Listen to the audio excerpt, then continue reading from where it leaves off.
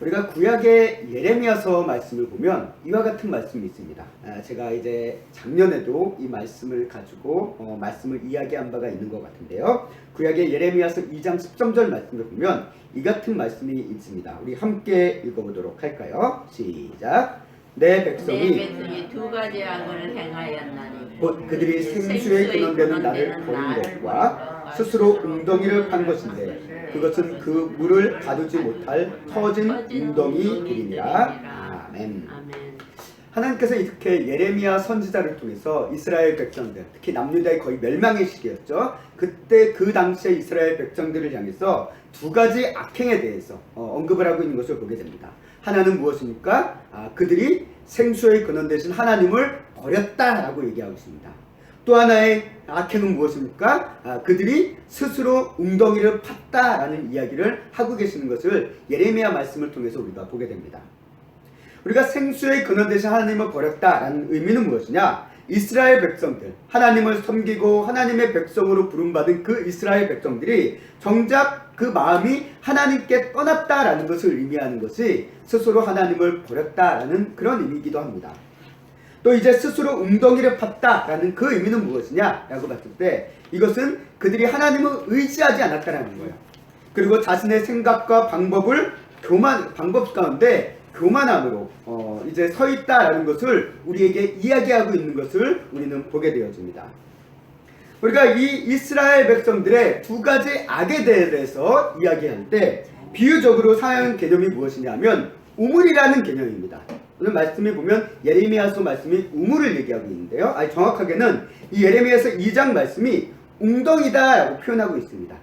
웅덩이다라고 표현한 이 말씀이 가지고 있는 것이 무엇이냐라고 했을 때 어떻게 보면 이스라엘 백성들의 개념으로서는 웅덩이나 여러 가지 이런 것들이 우물과 동일한 개념으로 거의 사용하고 있습니다.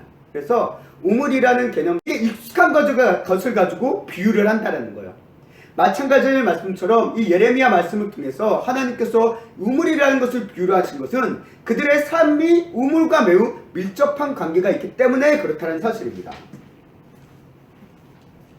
자, 이 강우량이 적은 이 중동 지역에서 이 생활의 중심은 무엇이냐면 우물이에요. 우물을 통해서 이들은 생활을 합니다. 우물을 통해서 우물을 중심으로 마을이 형성되어지고 우물을 통해서 어떤 이동 경로가 정해지고 하는 게 이들의 삶의 현실적인 모습이라는 것입니다. 성경에서 말하는 우물, 우리가 우물하면 떠올리는 것은 우리나라식의 우물, 이제 뭐 깊은 구덩이를 파가지고 약간 돌담같이 이렇게 쌓아가지고 하는 그런 우물을 우리가 많이 떠올리잖아요. 실제 이스라엘에 비슷한 우물들이 있습니다. 그러나 이스라엘에서 얘기하는 우물은 그것뿐만 아니라 무엇을 얘기하고 있냐면 빗물을 저장해둔 빗물 저장고도 우물이라고 얘기해요. 그리고 저수지 같은 것도 우물이라고도 얘기합니다.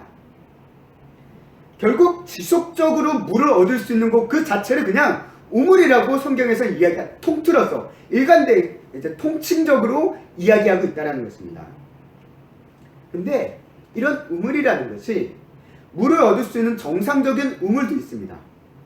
근데 물이 말라서 또는 수맥이 전혀 없어서 그저 땅만 판 우물도 있다라는 거예요. 우리가 창세기 말씀을 보면 요셉의 형들이 요셉을 구덩이에 던지잖아요.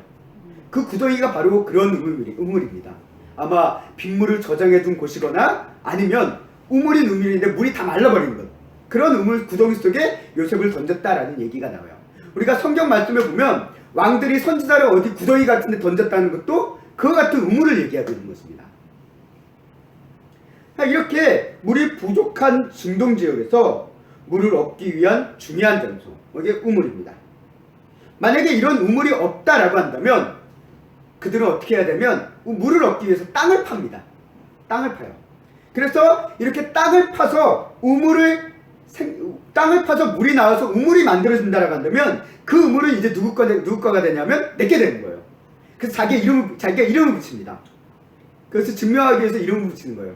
그 대표적인 한 예가 누구의 이야기를 통해서 볼 수 있냐면 이삭의 얘기를 통해서 우리가 보게 됩니다. 우리가 이삭을 보면 이삭만큼 우물을 많이 판 사람은 없는 것 같아요. 이삭은 블레셋 지경에 있으면서 우물을 파고 했던 것이 성경에 기록되어 있습니다. 팠다가 빼앗기고 하는 그게 창세기 말씀에 기록되어 있어요. 그러다 보니까 이런 중요한 생활의 중심점이 되어지고 어떤 삶의 중심점이 되어지고 우물이다 보니까 이것의 다툼과 분쟁의 요소가 되기도 하고 이거로 인해서 갈등도 벌어지기도 했다는 것입니다. 블레셋이 이삭의 우물을 빼앗은 것도 마찬가지의 개념인 거죠. 중요한 우물이니까. 이게 모든 생물은 살기 위해서 뭐가 필요합니까? 물이 필요합니다. 물이 없으면 살 수가 없습니다. 물을 얻기 위해서는 우물이 필요해요. 특히 중동 지역에서는. 근데 그 우물을 어디서 찾을 것인가? 라는 것이 상당한 중요한 문제점이라는 거죠. 하나님은 이러한 고대 근동 사람들의 삶의 모습을 통해서 이스라엘 백성들이 너희가 살기 위해서 우물을 찾듯이 찾아야 될 분이 있는데 그게 누구냐? 바로 하나님이다 라는 것을 비유적으로 설명하고 있는 거예요. 아멘. 그게 예레미야 선지자를 통해서 너희가 생수의 근원 대신 하나님을 버렸다라는 것에 대해서 질책의 말씀이라는 것입니다.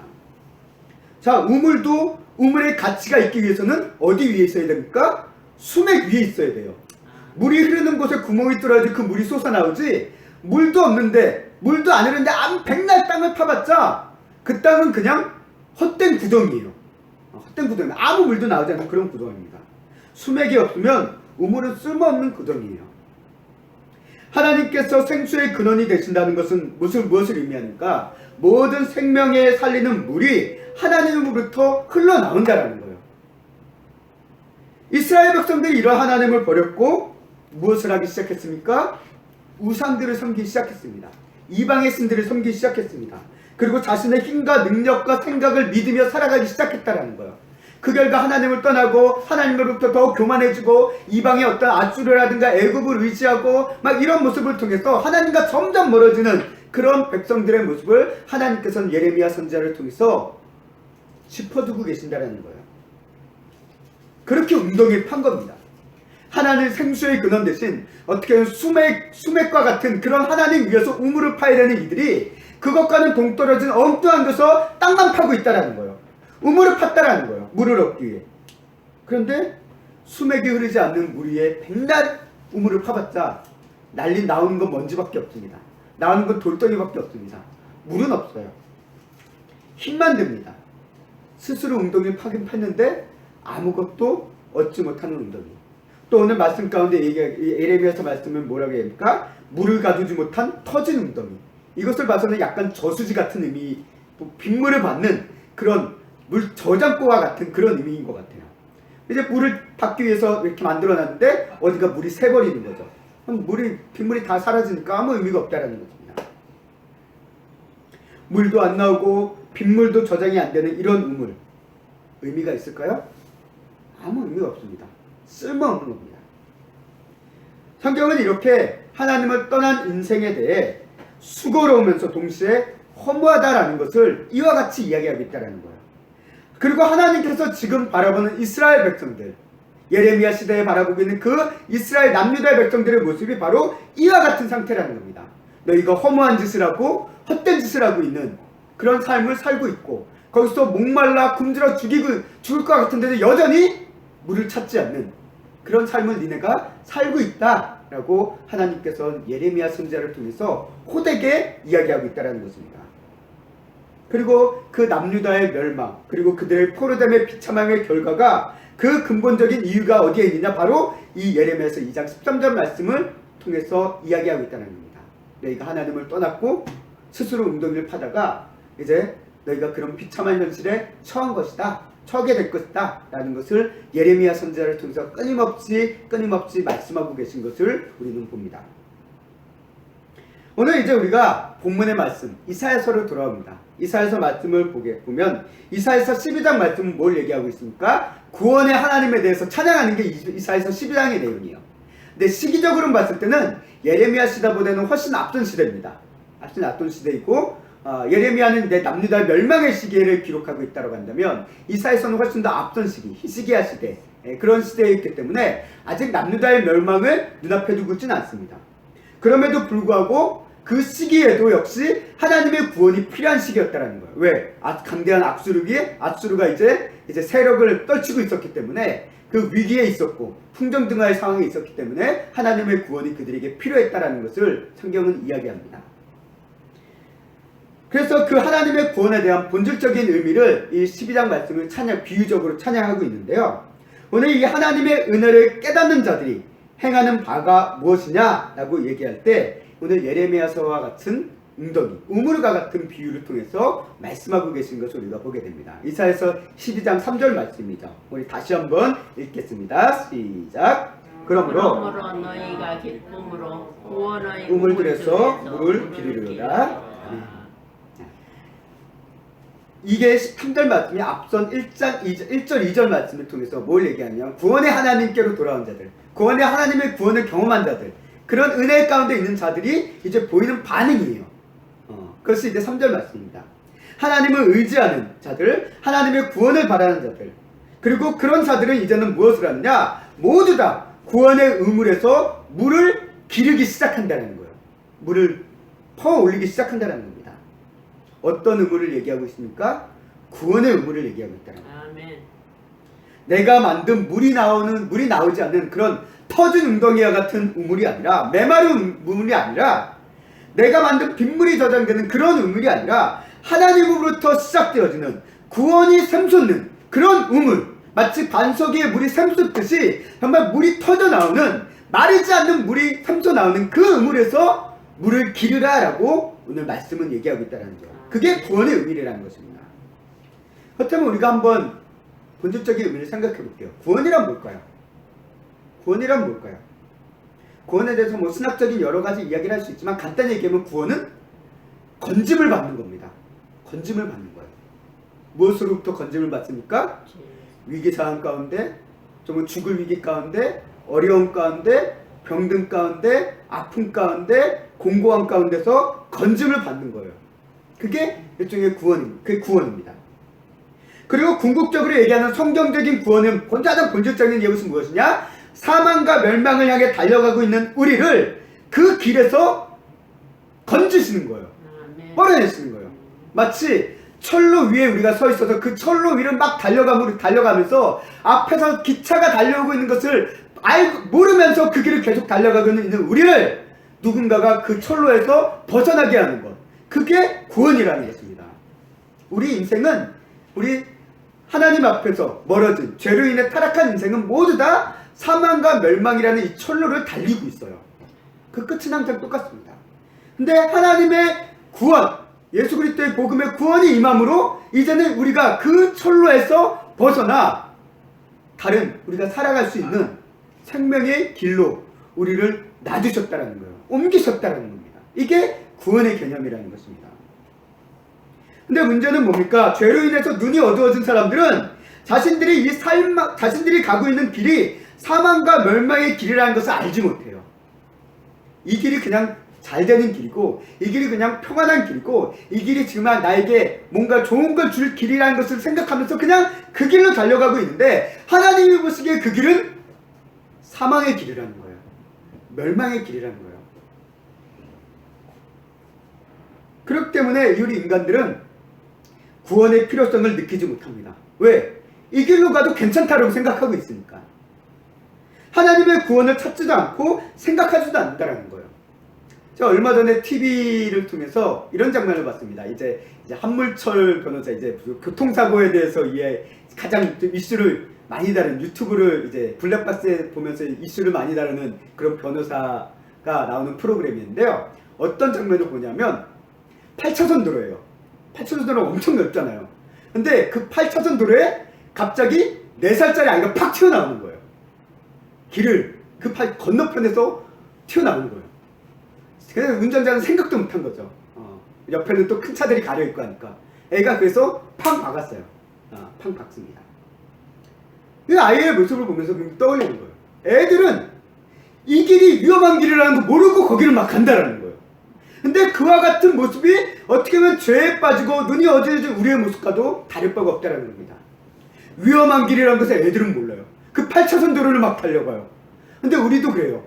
내가 가고 있는 길이 좋은 길, 아무 문제 없는 길이라고 달려가는데 그 길이 나를 어렵게 만드는 길이고, 나를 위험으로 빠지게 하는 길이고, 나를 사망으로 인도하는 길이다라는 것을 우리는 모른다라는 거예요. 그러다 보니까 우리는 구원의 하나님을 찾지 않습니다. 그래서 생각도 안 해요. 그래서 하나님이 없어도 된다라면서 살아가고 있는 게 오늘 우리들의 현실이라는 것이고, 그리고 그 결과 우리는 스스로 우물을 파고 웅덩이를 파고 생수의 근원 되신 하나님께로 올 생각을 하지도 않고 하지도 않습니다. 할 수도 없고요. 마치 어린아이처럼 8차선 도로를 막 갑자기 달려온 그런 어린아이와 같이 말이죠. 그러나 성경은 분명히 얘기합니다. 구원은 하나님으로부터 온다라고 얘기합니다. 우리는 스스로를 구원할 수가 없습니다. 우리가 스스로를 구원할 수 있다고 착각하면서 살고 있을 뿐이지 우리는 자신을 구원할 수가 없어요. 이게 성경이 얘기하는 구원의 관점입니다. 한번 생각해 보세요. 목마른 사람이 우물을 찾아갔습니다. 근데 물이 나와. 뚜껑을 딱 열어보니까 물이 하나도 없어요. 메마른 우물이에요. 그럼 얼마나 화가 나겠습니까? 또 탈진할 정도로 지친 사람이 힘겹게 우물을 발견해서 막 기어와가지고 우물을 탁 열었는데 물이 나오지 않은 빈 우물이라고 한다면 아마 거기서 턱 하고 쓰지 않을까요? 반대로 목마른 사람이, 탈진한 사람이, 물을 간절히 원하는 사람이 물이 샘솟는 우물을 만난다면 아마 너무도 기쁘고 너무도 살 것 같은 그런 심정에 느낄 것 같습니다. 하나님을 만난 사람이, 하나님의 구원하심을 경험한 사람이 바로 이와 같다라는 거예요. 인생의 공고 가운데, 인생의 어려움 가운데, 탈진과 갈등 속에서 정말 나를 구원해줄 사람, 나를 도와줄 사람 하나 없는 가운데 정전긍긍하면서 뭔가를 우물을 찾아 헤매다가 여기 이런 우물 저런 우물 다 찾아 헤매다가 텅 빈 우물, 아무것도 도움이 되지 않은 그런 우물간에 낙심하다가 결국 마지막에 만난 그 우물을 딱 만나는 순간 참된 구원의 하나님이라는 구원의 우물, 하나님이라는 이 우물을 만나게 되어지는 순간 우리는 기쁨이 넘칠 수밖에 없다는 거예요. 구원의 감격 가운데 우리가 살 수밖에 없다는 것을 우리는 이 우물이라는 하나의 비유를 통해서 생각을 해보게 된다는 것입니다. 오늘 우리가 이 말씀, 오늘 이사야서 말씀 보면, 구절의 말씀을 보면 구원의 우물들이라고 표현하고 있는 것을 보게 됩니다. 참 특이한 표현이에요. 왜 구원의 우물들이라고 표현했을까? 말씀을 준비해서 그게 궁금하더라고요. 구원은 하나님 한 분으로부터 옵니다. 그러니까 구원은 하나예요. 그렇잖아요. 다른 구원은 없어요. 사도 바울도 갈라디아서 말씀을 통해서 뭘 얘기합니까? 우리에게 구원을 주는 복음은 예수 그리스도의 복음 하나밖에 없다라고 얘기합니다. 다른 복음은 없다라고 얘기합니다. 그런데 왜 오늘 이사야서 말씀은 구원의 우물들이라고 표현했을까요? 예수님 한 분인데, 구원은 예수님 한 분인데, 그러면 구원의 우물이라고 하는 단수가 맞을 것 같은데 왜 구원의 우물들이라고 표현했을까? 라는 생각이 문득 들었습니다. 실제 다른 번역서에 보면 새 번역이라든가 우리말 번역이라든가 이런 것들을 보면 거기에는 단수를 번역하고 있어요. 구원의 우물, 구원의 샘이라는 말로 표현합니다. 표현하고 있습니다. 아마 이게 어떤 히브리적인 언어적인 의미가 있을 수도 있을 것 같아요. 예를 들면 이제 성경에서 보는 물이라는 단어, 마임이라고 하는 이 히브리 단어가 있는데 이거는 아마 제가 옛날 히브리서 공부를 할 때 이거는 복수로 쓴다라는 얘기를 들은 적이 있어요. 물을.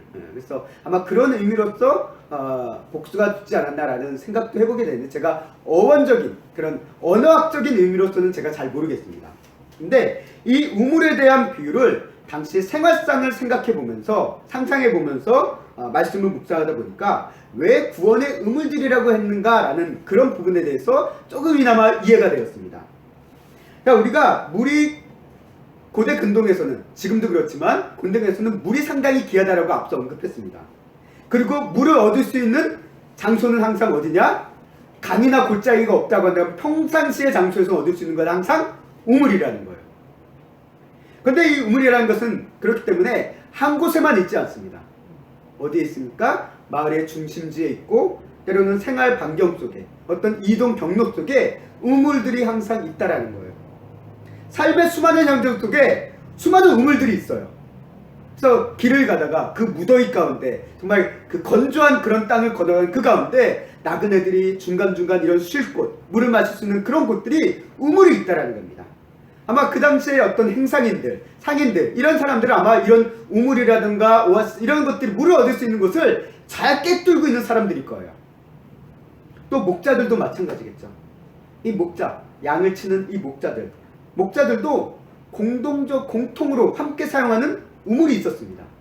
우리가 창세기 말씀을 보면 그게 참 많이 나와요. 출애굽기 말씀에도 나오는데 우리 여인들, 뭐 리브가가 우물을 길러 나왔을 때, 뭐 야곱이 우물을 퍼주는 그런 모습들, 리브가뿐만 아니라 그리고 라헬도 그렇고, 그리고 모세의 아내 시보라도 그렇고, 다 우물을 푸는 장면, 우물로 오는 장면을 우리가 보게 됩니다. 근데 그게 어떤 장면이냐면 이제 목자의 우물로 나오는 그런 장면이 기록되어 있어요. 그래서 그 여인들이 얘기하잖아요. 이 목자들이 모여야지 이 뚜껑을 열어서 물을 풀 수 있다. 아니 그런 얘기를 우리가 그 말씀 가운데 보게 되어지는데, 이렇게 목자들이 공도 함께 사용하는 그런 목자의 우물들이 있었습니다. 또 성이나 마을에서 공동으로 사용하는 마을 공통의 재산인 그런 우물, 그런 게 또 있었고요. 때로는 한 개인의 재산으로서 소유하고 있는 그런 우물도 있습니다. 뭐 이삭이 가졌던 우물도 그렇지만, 또 이제 대표적으로 또 하나의 예를 떠올려보면 우리 갈렙이 자신의 딸 악사를 온니엘에게 결혼 보낼 때 뭘 줍니까? 우물을 줘요. 윗생과 아랫생이라는 우물을 줍니다. 네, 그 우물들 쪽에 재산이거든요. 우물을 가지고 있다는 건 어떻게 보면 상당한 권력자라는 거예요. 개인이 우물을 소유한다는 건 쉽지 않습니다. 근데 그런 우물을 줬다는 거예요. 또 오아시스 근처에 여객들이 사용할 수 있는 이런 이런 우물들이 곳곳에 산재에 있다는 거예요. 분명 구원은 하나님으로부터 옵니다. 구원은 오직 하나님 한 분에게 있지만 그 구원이 나타나는 삶의 현장은 하나가 아니라는 거예요. 구원의 우물들이 놓여있는 우리의 삶의 현장들이 있다는 겁니다. 어떤 사람들은 일터에서 하나님의 은혜를 경험할 때가 있습니다. 어떤 사람은 사람과의 어떤 관계 속에서 어떤 배움의 현장 가운데서 하나님의 은혜를 경험할 수도 있어요. 어떤 사람들은 가정 가운데, 또 남편이나 자녀들을 가는 어떤 양육이라든가 이런 관계 속에서 하나님의 은혜를 경험할 때도 있습니다. 어떤 사람은 고난 속에서 하나님의 은혜를 경험하기도 하고, 어떤 사람은 병원의 어떤 치유의 과정 가운데 하나님의 은혜를 경험하기도 합니다. 또 어떤 사람은 교회 안에서 하나님의 은혜를 경험하기도 하고, 또 어떤 사람은 세상 사람들을, 어려운 사람들을 도와주는 어떤 구제와 봉사의 과정 속에서 하나님의 은혜를 경험하기도 한다는 거예요. 우리가 하나님의 구원을 경험하는 게 꼭 교회, 이 자리, 예배드린 요 순간에만 구원을 경험할 수 있느냐? 아니라는 거예요. 우리가 구원을 경험하는 순간은 사람마다 너무나도 다양하다는 거예요. 삶의 여러 가지 우물들, 그 우물들이 구원의 우물들이 될 수 있다는 거예요. 어떻게?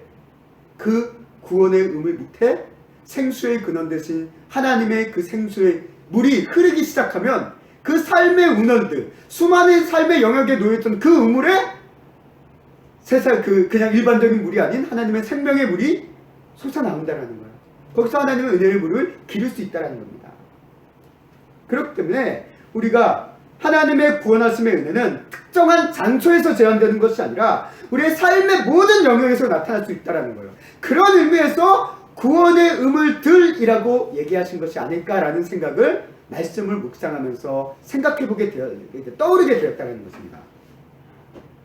우리는 좀 단편적으로 얘기하면 교회만이 구원의 우물이니까 교회로만 무조건 와야 된다 라고 극단적으로 얘기하는 경우도 있습니다. 그런데 성경적으로 봤을 때 하나님의 구원은 물론 교회나 어떤 성정 중심으로 가장 크게 은혜가 임하긴 하지만 그 외적으로도 분명 구원의 현장들이 있다라는 것을 성경은 이야기하고 있는 것을 우리가 분명 보게 됩니다. 그래서 구원의 우물, 성도들의 삶의 구원의 우물들에서 우리는 물을 기른다는 거예요. 결국 하나님의 은혜의 물을 기른다는 거예요. 은혜의 글을 길어서 마신다는 것입니다. 우리가 구원의 하나님께서 우리에게 오시고 우리가 하나님을 만나면 생수의 근원 대신 하나님부터 흐르는 생명의 물이 나라는 어떻게 보면 구원의 우물들이라는 건 결국 우리 나일 수도 있어요. 나를 통해서 샘솟게 되는 거예요. 그래서 요한복음 7장 38절 말씀에 보면 예수님께서 이와 같은 말씀을 하신 것을 보게 됩니다. 우리 함께 읽어보도록 하겠습니다. 시작. 나를 믿는 자는 성경에서 읽은 것 같이 그 배에서 생수의 강이 흘러나오리라 하십니다. 아멘. 예수님이 말씀하시나요? 나를 믿는 자, 예수님을 믿는 자, 하나님을 믿는 자에게는 그 배에서 생수의 강이, 그 안에서 생수의 강이 솟는 거예요. 흘러 넘치는 겁니다. 그래서 우리는 이런 의미에서 우리 성도들 한 사람 한 사람들이 가지고 있는 삶의 영역이 하나의 구원의 우물이 되어질 수 있다라는 생각을 해보게 됩니다. 그래서 구원의 우물들이 아닐까라는 생각이 들었다는 거죠. 삶의 모든 영역의 구원의 우물들, 성도 한 사람에 한 사람들에 대한 이 우물들. 그러나 이 우물들이 하나님을 떠나고 버린 자들에게는 이 우물은 그냥 물이 없는 웅덩이에요. 물이 없고 스스로 만든 터진 웅덩이에 불과하지만, 나라는 인생에 메마른 것 같은 내 삶이라는 우물에 하나님을 만나게 되어지면, 예수 그리스도를 만나게 되어지면, 이제 우리 안에 그 우물은 하나님의 구원의 생수가 채워지는 구원의 우물로 바뀌어진다는 것을 오늘 말씀을 통해서 우리는 깨닫게 된다는 것입니다.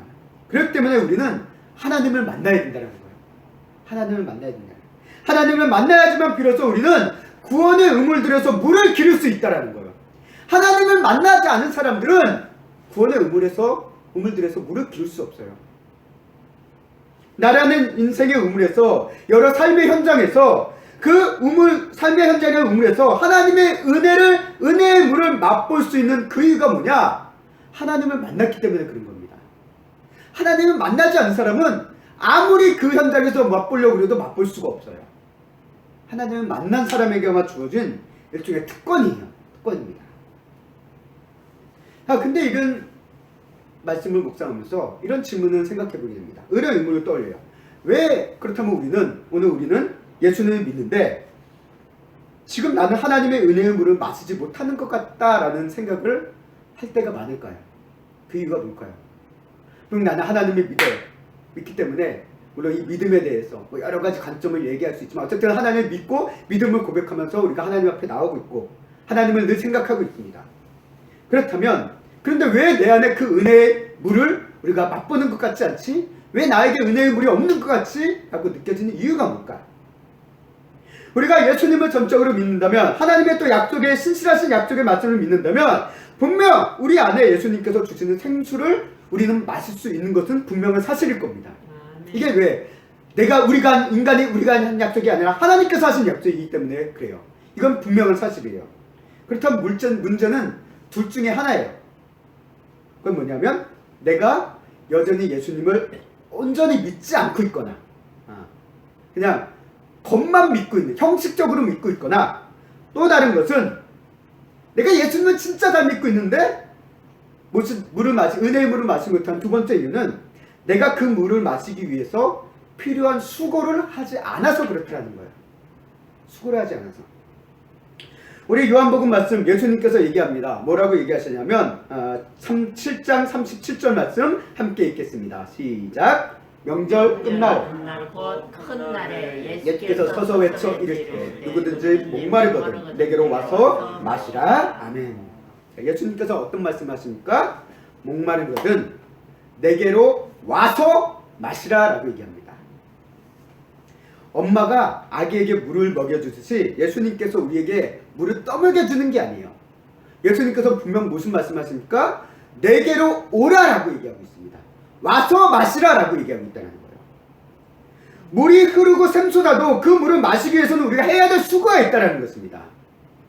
자, 우리 교회에도 작년에 얼마 전까지는 정수기가 없어서 항상 물을 길어가지고 교회에다 냉장고에 넣어놓고 그런 수고를 했습니다. 참 힘들어요. 몇 개 안 되지만 그 6개 정도 가니까 한 2리터짜리 6개 한 12kg 이것을 들고 왔다 갔다 하는 게 상당한 수고더라고요. 결국에 이제 정수기를 설치했는데 너무 편하더라고요. 그럼에도 불구하고 정수기를 저기 설치해놔도 저 정수기에 물을 마시기 위해서는 내가 어떻게 해야 됩니까? 가야 돼요. 정수기까지 가야 되고 컵을 대고 물을 뽑아서 마셔야 되는 게 우리의 수고입니다. 이런 적어도 최소한의 이런 수고가 있어야 된다는 거예요. 내가 물이 마시고 싶었다고 해서 저기서 누가 버튼을 누르면 저 물이 쭉 나와서 내 입으로 쏙 들어가지 않잖아요. 내가 가야 됩니다. 예수님도 말씀하세요. 너희가 목마르거든 내게로 오라라고 얘기하고 있어요. 예수님께 가는 수고가 있어야 된다는 겁니다. 예수님을 찾는 자, 예수님을 만나는 자가 예수님께서 주시는 물을 마실 수 있다는 거예요. 오늘 말씀도 보십시오. 오늘 이사야서 12장 3절 말씀도 보면 구원의 우물들에서 뭐를 하라라고 얘기하고 있냐면 우리에게 물을 기르라라고 얘기하고 있어요. 물을 기르라. 우리 구원의 물에서 물을 기르는 수고가 필요하다는 거예요.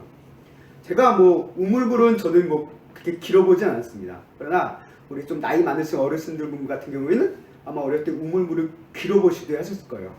그 물 깃는 게 상당히 힘들 거라고 생각합니다. 저도 뭐 앞서 얘기했다시피 물 페트병 6개 갖고 오는 것도 힘든데 가족이 먹을 어떤 물을 퍼가지고 그것을 집까지 가져간다는 것 자체가 어마어마한 수고일 거예요. 그런데 오늘 말씀은 얘기해요. 구원의 우물에서 물을 기르라라고 얘기하고 있어요.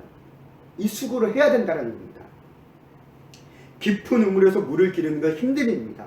퍼내야 되는 물이 많으면 많을수록 힘들고 옮겨야 되는 물이 양이 많으면 많을수록 힘듭니다. 그러나 그 물을 마시기 위해서는 분명 기르는 수고가 필요하다는 거예요. 뽑아 올리는 수고가 필요하다는 겁니다. 왜 우리가 하나님께서 주시는 우리에게 주신다라고 하는 생수의 근원 대신 하나님으로부터 흐르는 그 구원의 은혜의 물을 우리가 마시지 못하고 있다라고 느끼는 그 이유가 뭐냐라고 했을 때 하나님의 그 은혜의 물을 맛보기 위해서는 우리가 하나님께 나오는 수고를 해야 돼요. 하나님을 찾는 수고를 해야 된다는 겁니다. 하나님을 의지하는 수고가 필요하다는 거예요.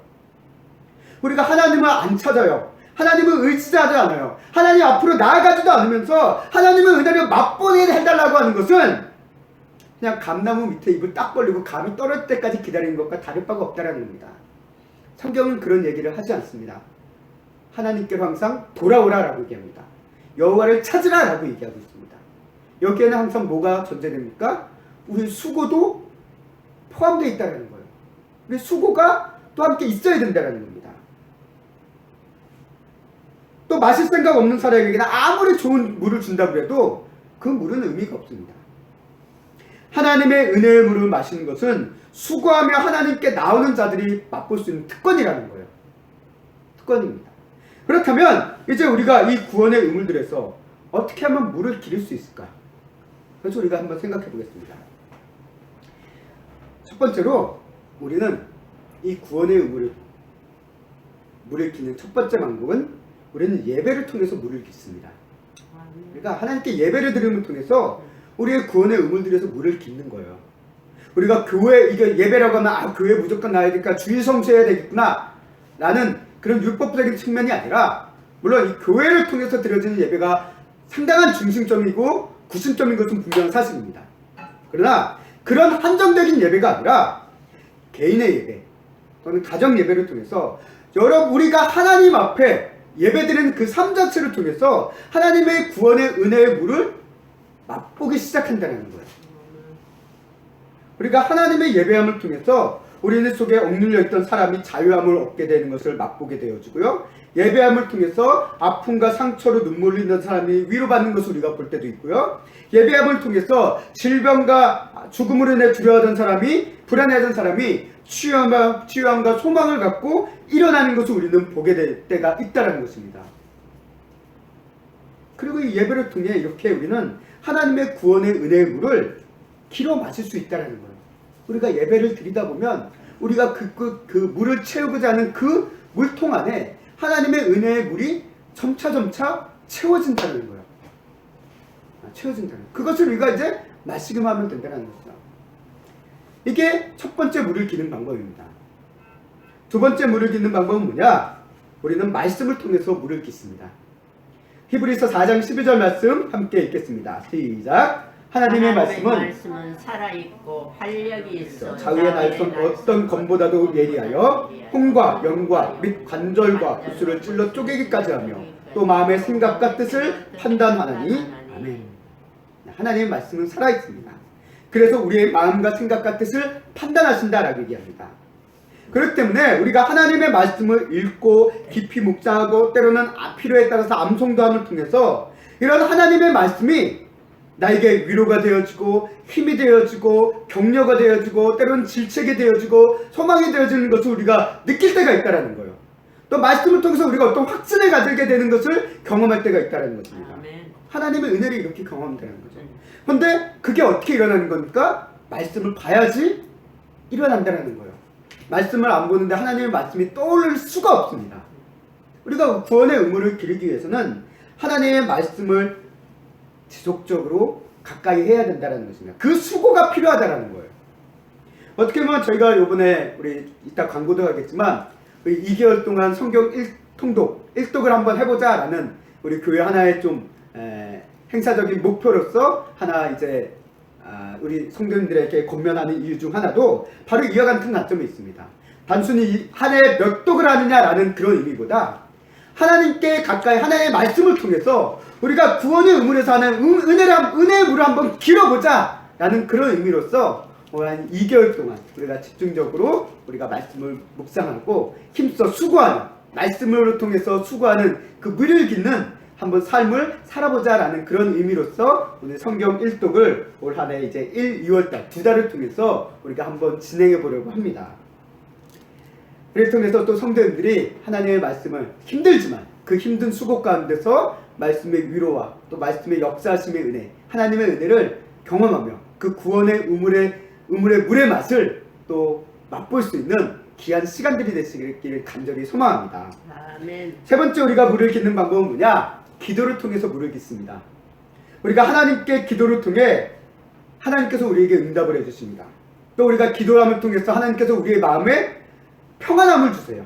평강으로 지켜주시기도 하고 또 하나님께서는 구하는 자에게 기도의 응답이라는 그 구원의 은혜의 물들을 우리에게 주실 수 있기 때문에 우리는 기도를 통해서 또 하나님의 은혜의 물을 깃는다는 거예요. 또 우리는 어떻게 은혜의 물을 깃습니까? 앞서 나왔던 세 가지는 어떻게 보면 개인의 경건의 훈련이다라고 우리가 받들어 간다면 그 다음에는 우리는 다른 사람과의 관계 속에서 이어지는 또 하나의 수고의 과정입니다. 우리는 네 번째는 전도를 통해서 우리는 또 물을 깃습니다. 그래서 한 사람이 예수님을 믿고 변화되는 삶을 보면서 또 그 사람의 은혜로 고백하는 그런 삶을 보면서 간접적으로 은혜의 맛을 또한 우리 같이 맛볼 수 있게 된다는 것입니다.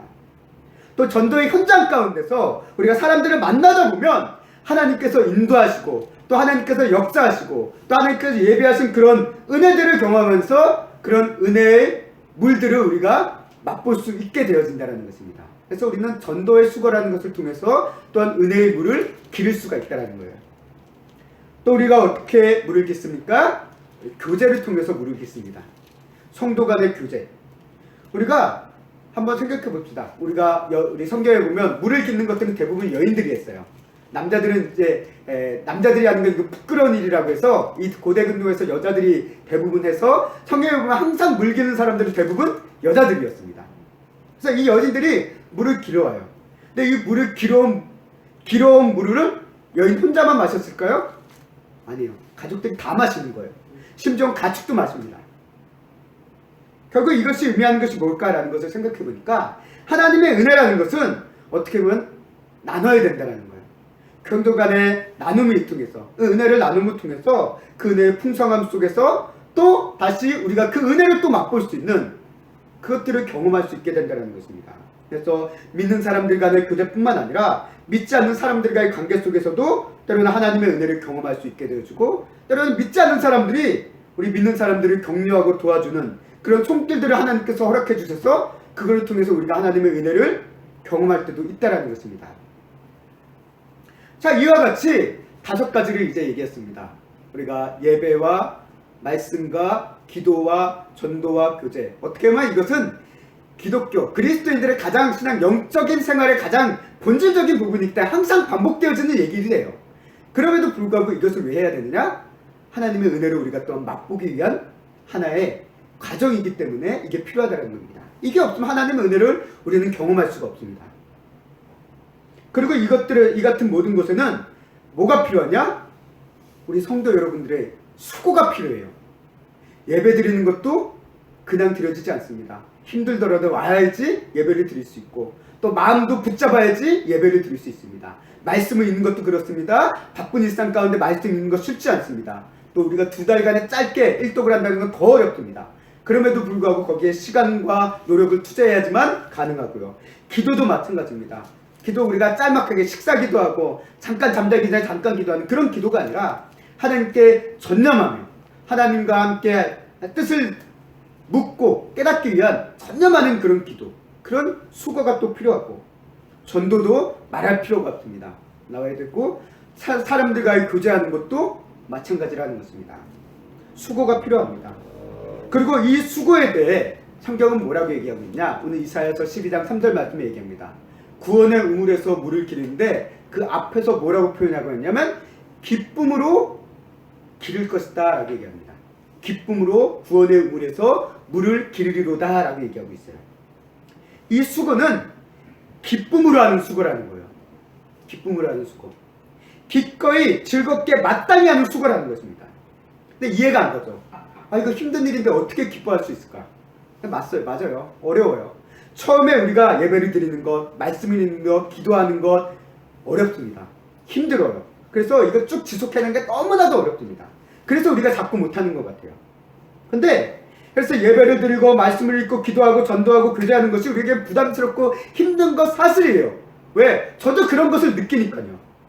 그런데 그런 힘든 속에서도 우리가 수고하다 보면, 수고하면서 하나님의 은혜의 물을 계속 지속적으로 마시다 보면 그 수고 속에서 뭐가 느껴지냐면 기쁨이 느껴지기 시작한다는 거예요.